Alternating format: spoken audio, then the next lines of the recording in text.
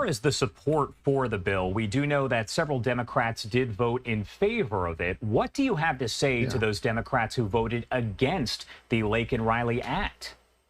Well, they've been jumping up and down about bipartisanship, but there they had an opportunity yesterday to show that when good common sense legislation comes around, that they could have gotten on board. It's a shame they didn't. It's a shame they didn't get on board a few weeks ago when we had the DUI bill that would have detained these people as well. But in light of what happened February the 22nd with Laken Riley, it was good to see that at least 36 of them came on board to help pass this in good fashion. And I want to get your thoughts on this. Biden spoke a little bit about Laken Riley during the State of the Union address last night. What are your thoughts overall on what he had to say?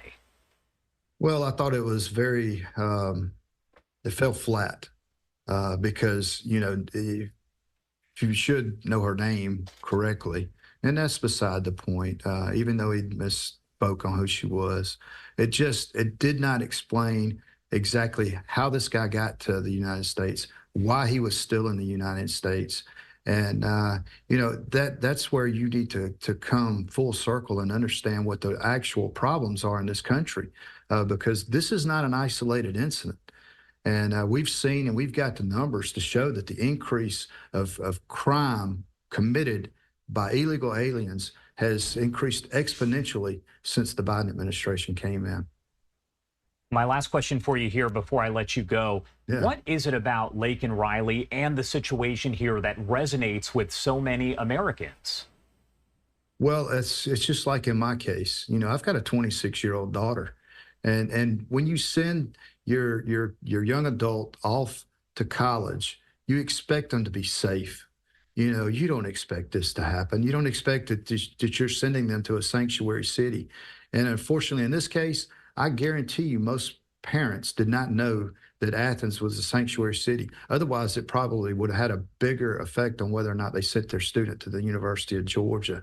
And it just goes to show you the lawlessness, the disrespect for the law that we have in this country when you have a mayor of Athens who is picking and choosing just which laws he wants to abide by, because in the state of Georgia, it is against the law to have a sanctuary city.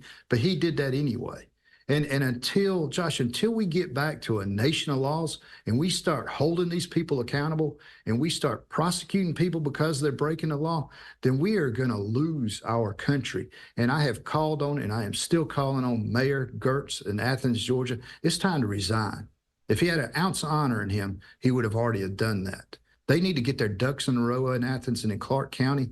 They need to get back on track. We sent them a letter demanding that they get their act right and start abiding by the laws of the state of Georgia.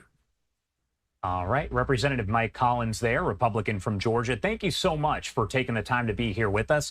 Anything else you want to add before I let you go? No, Josh, I appreciate you shining a light on this. I told the family I personally couldn't let this go. We won't let this go.